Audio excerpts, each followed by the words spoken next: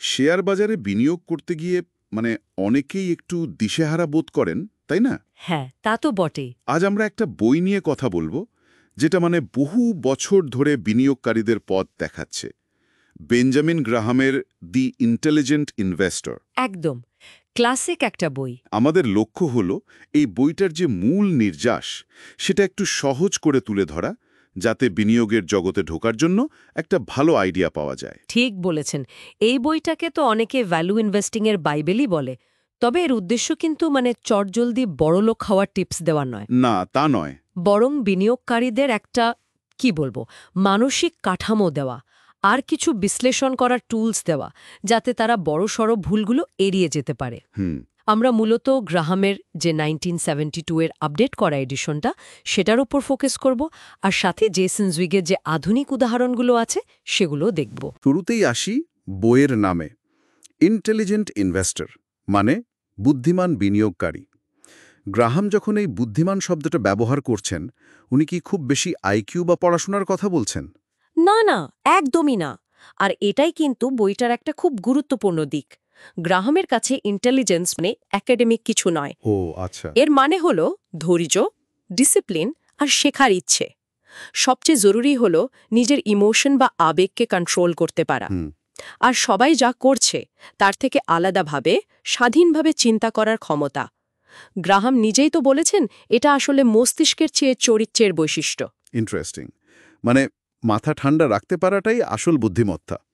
আচ্ছা, গ্রাহাম তো আরেকটা খুব জরুরি পার্থক্য করেছেন বিনিয়োগ আর অনুমান, ইনভেস্টমেন্ট আর স্পেকুলেশন। হ্যাঁ, খুব জরুরি পার্থক্য। এই দুটোকে আলাদা করে বোঝাটা কেন দরকারি? দেখুন, গ্রাহামের সংজ্ঞাটা কিন্তু খুব পরিষ্কার। বিনিয়োগ হচ্ছে এমন একটা কাজ যা পুরো ডিটেইলড অ্যানালিসিস করার পর আপনার আসল টাকাটা সুরক্ষিত থাকবে আর একটা মোটামুটি ভালো রিটার্নও দেবে, এরকম একটা প্রতিশ্রুতি দেয়। আচ্ছা। যা এই শর্তগুলো পূরণ করে না, সেটাই হলো স্পেকুলেশন বা অনুমান। ওয়াল স্ট্রিট বলুন বা আমাদের শেয়ার বাজার বলুন, প্রায়শই কিন্তু এই অনুমানকে খুব আকর্ষণীয় করে দেখানো হয়। ঠিক। আর ওটাই সাধারণ বিনিয়োগকারীর জন্য একটা ফাঁদ হতে পারে। গ্রাহাম বলতেন, যদি স্পেকুলেশন করতেই হয়, খুব অল্প কিছু টাকা রাখুন, যে টাকাটা হারালেও আপনার খুব বেশি গায়ে লাগবে না। একটা আলাদা পটে। হ্যাঁ, ঠিক তাই। এই যে বাজারের রোজগার ওঠানামা, ডে টু ডে ফ্ল্যাকচুয়েশন, যেটা অনেককে অনুমানে টানতে পারে, গ্রাহাম এটাকে সামলানোর জন্য কিছু বলেছিলেন? ওই যে বিখ্যাত মিস্টার মার্কেটের ধারণাটা। হ্যাঁ হ্যাঁ, মিস্টার মার্কেট, এটা গ্রাহামের একটা অসাধারণ রূপক। ভাবুন, আপনার একজন বিজনেস পার্টনার আছেন, নাম মিস্টার মার্কেট। আচ্ছা। তিনি রোজ আপনার কাছে আসেন, এসে তার ব্যবসার শেয়ার হয় কিনতে চান, না হয় আপনার কাছে বেচতে চান। কিন্তু মুশকিল হলো, তার মুডের কোনো স্থিরতা নেই। কখনো তিনি হয়তো ভয়ঙ্কর ডিপ্রেসড, তখন জলের দরে সব বেছে দিতে চান। আবার কখনো হয়তো তিনি খুব এক্সাইটেড, তখন আকাশ ছোঁয়া দাম চাইছেন। হা, বেশ মজার তো। বুদ্ধিমান বিনিয়োগকারীর কাজ হলো মিস্টার মার্কেটের এই মুড সুইংয়ে পাত্তা না দেওয়া। নিজেকে প্রশ্ন করতে হবে, দামটা কি কোম্পানির আসল অবস্থা আর ভবিষ্যতের নিরিখে ঠিক আছে? মূল প্রশ্ন এটাই। একদম।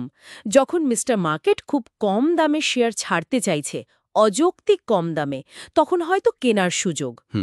আর যখন সে খুব বেশি দাম চাইছে, তখন হয়তো নিজের শেয়ারটা বেছে দেওয়ার কথা ভাবা যেতে পারে। বাকি সময় তাকে ইগনোর করাই ভালো।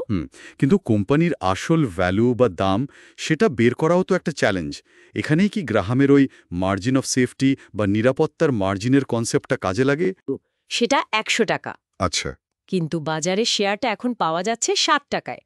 এই যে 100 আর 60-এর মধ্যে 40 টাকার তফাৎ, এটাই হলো আপনার মার্জিন অফ সেফটি। ও, একটা বাফার। ঠিক।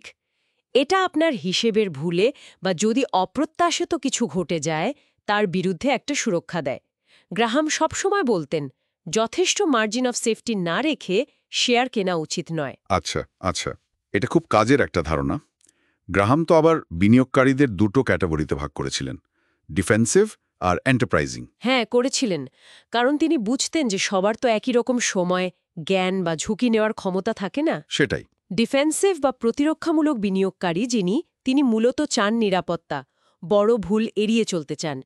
তারা সাধারণত খুব পরিচিত বড় কোম্পানির শেয়ার কেনেন, পোর্টফোলিওতে ডাইভার্সিফিকেশন রাখেন, সব টাকা এক জায়গায় না রেখে ছড়িয়ে দেন।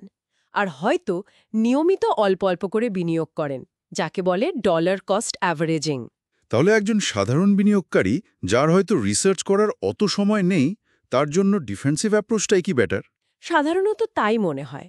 অন্যদিকে এন্টারপ্রাইজিং বা উদ্যোগী বিনিয়োগকারী যিনি, তিনি বাজারকে হারাতে চান, আর তার জন্য তিনি অতিরিক্ত সময় আর পরিশ্রম দিতেও রাজি।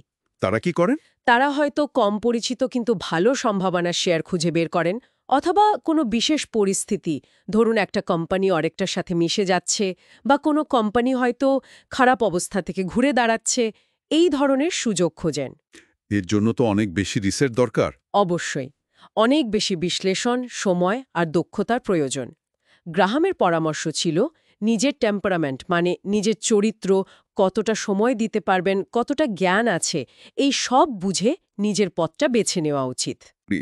দাঁড়ালো যে শেয়ার বাজারে লম্বা সময়ের জন্য সফল হতে গেলে বাজারের হুজুগে মাথা চলবে না। একদম না। নিজের বিশ্লেষণ, নিজের শৃঙ্খলা, ধৈর্য আর অবশ্যই ওই নিরাপত্তার মার্জিন, এগুলোর উপর ভরসা রাখতে হবে। একেবারে ঠিক বলেছেন। গ্রাহামের এই নীতিগুলো কিন্তু আজকের দিনেও, এত বছর পরেও সমানভাবে প্রাসঙ্গিক। এত খবর, এত ডেটা, এত মতামতের ভিড়ে আবেগটাকে একটু দূরে সরিয়ে রেখে যুক্তি দিয়ে বিচার করা আর ভুলের জন্য কিছুটা জায়গা রাখা, এটাই তো ইন্টেলিজেন্ট ইনভেস্টিংয়ের মূল কথা। একদম। একটা শেষ প্রশ্ন শুধু ভাবনার জন্য রেখে যাই।